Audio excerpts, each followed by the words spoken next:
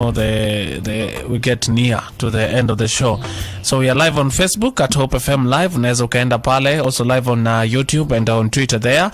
And today a lot has been going through my mind, and I've seen also a couple of prayer requests coming through just around what I've been thinking about. And my day started quite early because I had to go to church. I told you we lost one of our friends whom we serve with at the traffic department. And so it was just a somber time there because somebody you were with on Friday, on Sunday, yeah, and then Ayuko, and just thinking about life and what God really wants from us, even as we breathe in and breathe out. And I went to the book of Job chapter 14, and that's where I want to read. And this is not to scare you and I, hapana. It's not to scare us, hapana. This is just to awaken us to the reality of life, and just to style up moving forward. And Job says in Job chapter 14, mortals born of woman are of few days and full of trouble. They spring up like flowers and wither away. Like fleeting shadows, they do not endure. Do you fix your eyes on them? Will you bring them before you for judgment? Who can bring what is pure from the impure? No one. A person's days are determined. You have decreed the number of his month and have set limits he cannot exceed. So look away from him and let him alone till he has put in his time like a hard laborer. Then he says, at least there is hope for a tree. If it's cut down, it will sprout again, and its new shoots will not fail. Its roots may grow old in the ground, and its stump die in the soil. Yet at the scent of water, it will bud. You can continue reading. That is Job chapter 14. But I wanted to concentrate on verse 1 to 6 there. Mortals born of women are few days and full of trouble. And look at the world as it is. Look at the, let's say, 200 years to come, and you only spent 50 or 60 or 70 years around here. Clearly, our time is kidogo. Our time is so kidogo down here.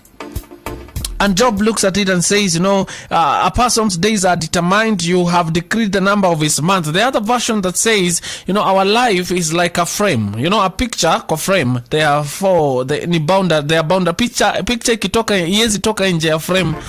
So our stay here, first of all, is not that long as we would think.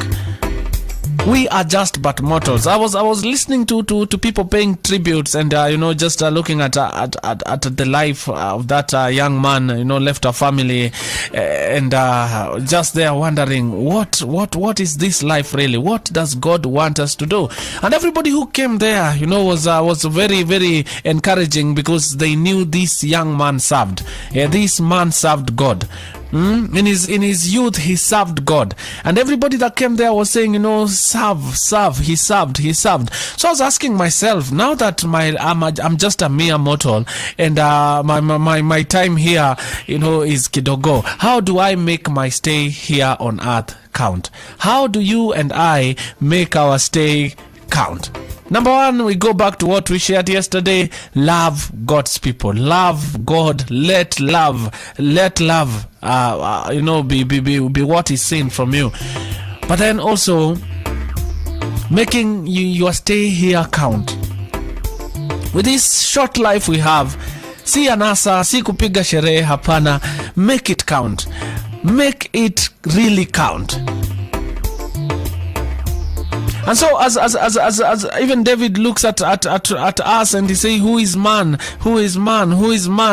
Some of us have looked at what we have. Some of us have invested in the things of this world to an extent of we don't think we are mortals. Nafika mali tunajidanganya hatutaishi milele. We are not mortals. How are you making your stay here count? I told you I'm not here to kustua, apana. I'm here just to remind you about the reality of life here and the life that will come.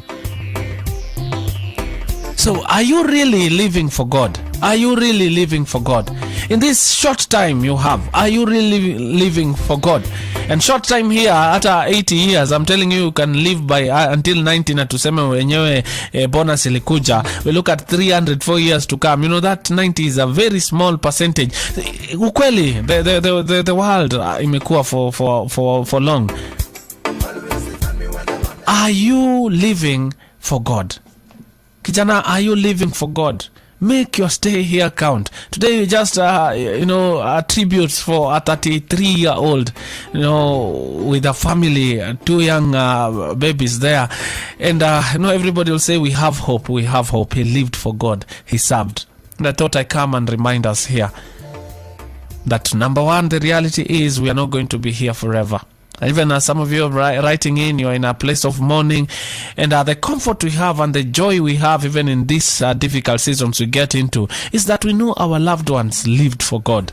They knew God, and so there is a hope that we're going to meet again.